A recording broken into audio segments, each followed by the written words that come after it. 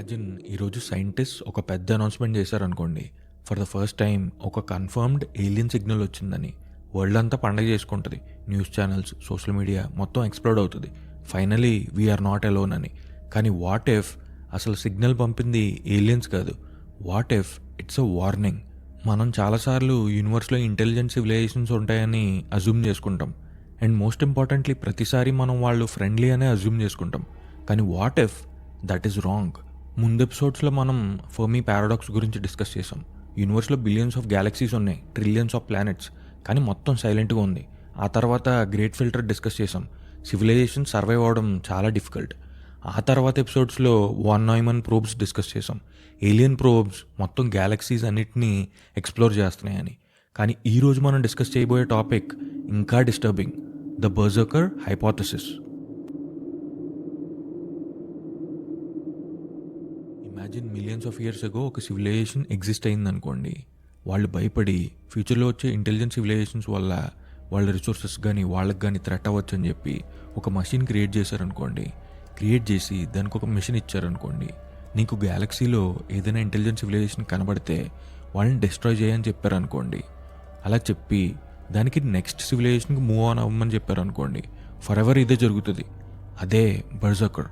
బెర్జర్కర్ అనే word mythology నుంచి వచ్చింది. బ్యాటిల్ ఫీల్డ్లో అన్కంట్రోలబుల్గా ఉన్న వారియర్స్ని బెర్జర్కర్స్ అని పిలిచేవారు. సైన్స్ ఫిక్షన్ రైటర్స్ ఆ పేరు తీసుకొచ్చి మషీన్స్కి పెట్టారు. లాస్ట్ ఎపిసోడ్లో మనం వాన్ నాయ్మన్ ప్రోబ్స్ గురించి డిస్కస్ చేసాం.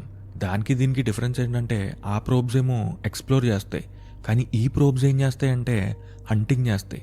ఒక సివిలైజేషన్ ఫైండ్ చేసి వాళ్ళని హంటింగ్ చేసి ఆ తర్వాత మళ్ళీ వెయిట్ చేస్తాయి నెక్స్ట్ సివిలైజేషన్ని హంట్ చేయడానికి. ఫర్ ఎవర్ ఇదే జరుగుతుంది. మీరు ఆలోచిస్తే ఫెర్మి పారాడాక్స్ క్వశ్చన్ ఏంటి? Where is everybody? Berserker hypothesis answer ఏంటంటే ఎవ్రీబడి వాజ్ హియర్, బట్ వాళ్ళు ఎవరూ సర్వైవ్ అవ్వట్లేదు. కానీ ఎవరైనా ఇలాంటి మషిన్ని ఎందుకు క్రియేట్ చేస్తారు? ఎందుకంటే సింపుల్ ఆన్సర్: ఫియర్. ఇమాజిన్ మీరు యూనివర్స్లో ఫస్ట్ అడ్వాన్స్ సివిలైజేషన్ అనుకోండి. థౌజండ్స్ ఆఫ్ ఇయర్స్ డెవలప్ అయిన తర్వాత ఒక ఇంటెలిజెంట్ సివిలైజేషన్ని డిటెక్ట్ చేశారనుకోండి. అప్పుడు వాళ్ళతో కమ్యూనికేట్ చేయాలంటే చాలా కష్టం. ఎందుకంటే యూనివర్స్లో కమ్యూనికేషన్ ఇయర్స్ పట్టొచ్చు. ఇంకా వాళ్ళు పీస్ఫుల్లా, డేంజరసా ఎవరికీ తెలీదు.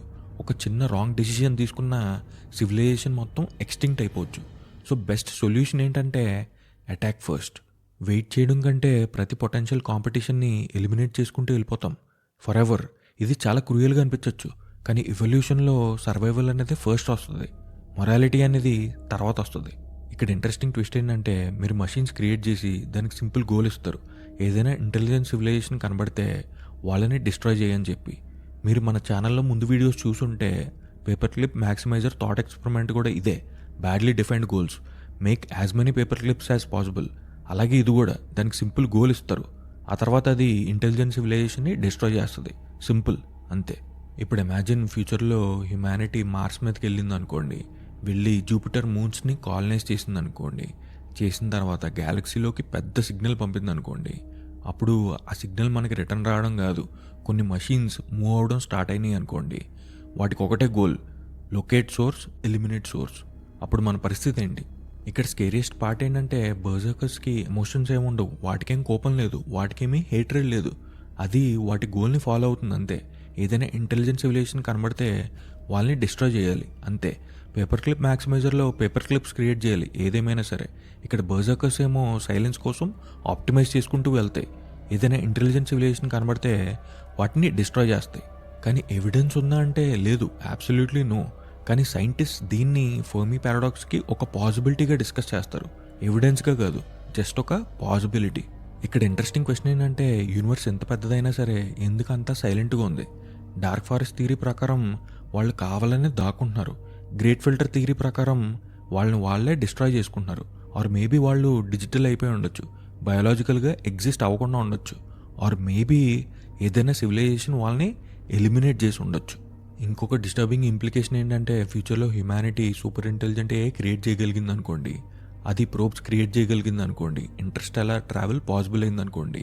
అప్పుడు హ్యుమానిటీ అనేది ఎక్స్ప్లోరర్స్ అవుతారా, లేదంటే వాళ్ళు ఫ్యూచర్ బెర్జర్కర్స్ అవుతారా? మీరు హ్యూమన్ హిస్టరీ చూస్తే మనం ల్యాండ్స్ డిస్కవర్ చేసినప్పుడు ప్రతిసారి ఏమీ పీస్ఫుల్గా జరగలేదు. కొన్నిసార్లు వార్ జరిగింది, కొన్నిసార్లు కాలనైజ్ చేసాము, కొన్నిసార్లు ఎక్స్టింక్షన్ కూడా జరిగింది. యూనివర్స్ హిస్టరీ అనేది ఏదో డిఫరెంట్గా ఉంటుందని మనకు గ్యారంటీ లేదు. Maybe greatest threat to humans నేచరో, లేదంటే వారో, డిసీజో, లేదంటే ఏయో కాదు, మేబీ వేరే సివిలైజేషన్ అయి ఉండొచ్చు. ఇంకా టెరిఫైయింగ్ థింగ్ ఏంటంటే మేబీ హ్యూమన్సే ఫ్యూచర్లో బర్జర్కర్స్ అయిపోవచ్చు.